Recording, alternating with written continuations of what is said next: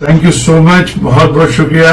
आखिरकार रफी साहब की किताब रफी एक अनमोल रतन लॉन्च हो गई। रफी साहब के बेटे शाहिद रफी ने धन्यवाद के साथ लॉन्च कर दी किताब। जो बात होनी है, जी हाँ, जो बात होनी है वो होकर रहेगी। दरअसल प्यारेलाल जी ने बड़े गौर से किताब को देखा और कहा कि आज तक इतनी बड़ी किताब किसी ने भी नहीं लिखी। वो बात होती रहेगी। तू क्या कॉपी है? ये कॉपी कहाँ से आई? नहीं, ये इनका, ये मेरा है, लेकिन आपने इतनी बड़ी मोटी किताब कितने पेजेस है? 750 पेज की एक किताब। अरे बाप रे, बहुत बढ़िया। मतलब कब से लिखा? 5 साल 5 साल लगे आपको?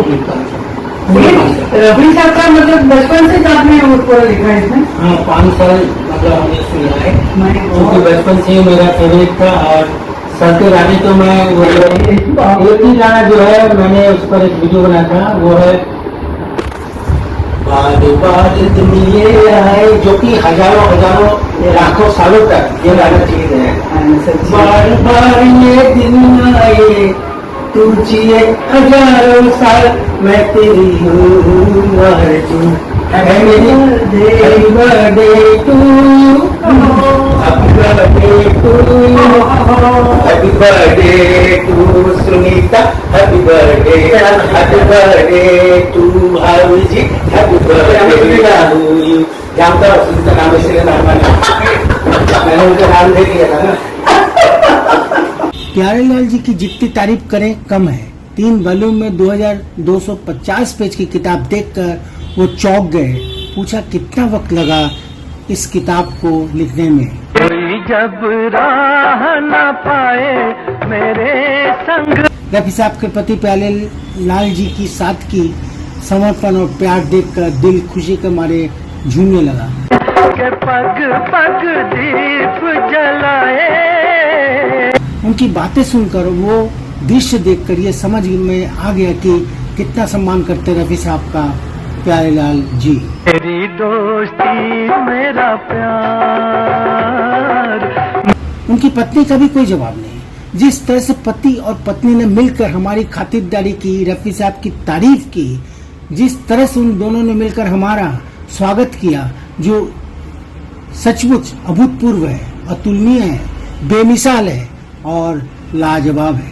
रफी साहब के प्रति इन दोनों का प्यार देखकर ऐसा लग रहा है कि वो मनी मन गा रहे हैं।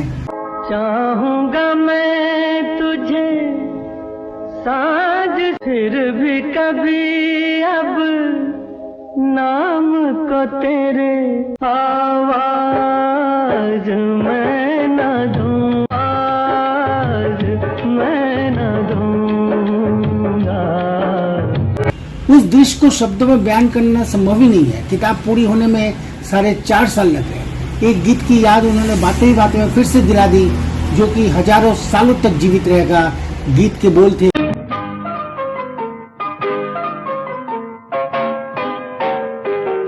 बार बार दिन ये आए, बार बार दिल ये गाए, तू जिए हजारों साल, ये मेरी है आरज़ू।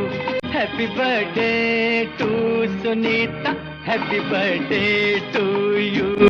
जी हाँ, आप चौंकिए मत, उनकी पत्नी का नाम भी सुनीता ही है। मैंने केवल रफी साहब के एक अनन्य भक्त हूँ, बल्कि उनके स्वभाव और दयालुता के लिए उनकी पूजा भी करता हूँ, क्योंकि वो एक अच्छे और अहंकार रहित व्यक्ति थे। दर्दे दिल, दर्दे जिगर। और अहंकार रहित व्यक्तियों को मैं दिल से नमन करता हूँ। वो हमेशा वंचित और गरीब लोगों की मदद करते। मैंने अपने जीवन में ऐसा अद्भुत व्यक्ति कभी नहीं देखा। मैंने उनके बारे में जो कुछ भी सुना और पढ़ा है, वो बिल्कुल भगवान राम के समान है। मैं उनके बारे में और क्या लिखूं, शब्दहीन है मेरे शब्द। राम जी की निकली सवारी, राम जी की लीला है। मैं जट यमला पगला दीवाना हो रब। मैं उनके गीतों से पूरी तरह प्रेरित हूँ। मैंने आवाज उठाई है कि उन्हें भारत रत्न से सम्मानित क्यों नहीं किया गया। क्या आपको नहीं लगता कि उन्हें भारत रत्न से नवाजा जाना चाहिए?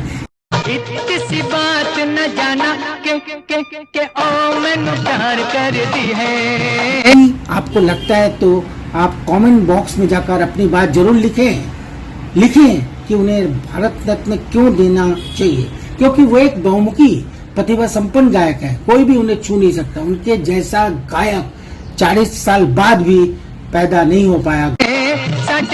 वो मरती है।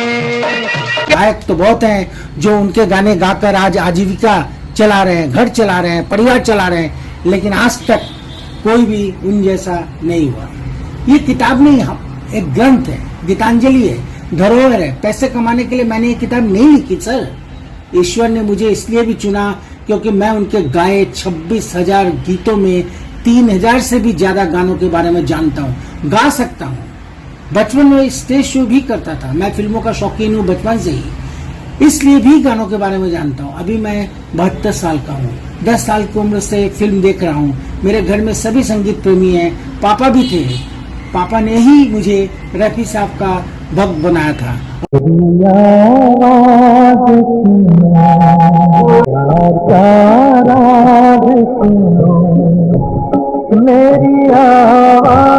उनका पहले गाना मेरे लिए गाया था, जाने क्या ढूंढती रहती हैं ये आंखें मुझ में, राख के ढेर में शोला है न चिंगारी है। मोहम्मद रफी सिर्फ एक गायक नहीं है, वह एक संस्थान है, एक प्रेरणा है और एक मुकम्मल आवाज है जो कई जिंदगियों का साउंड ट्रैक बन गई। भारतीय संगीत में उनका योगदान अमूल्य है, इसलिए उनकी सुरमयी यात्रा आने वाली पीढ़ियों को हमेशा प्रेरित करती रहेगी।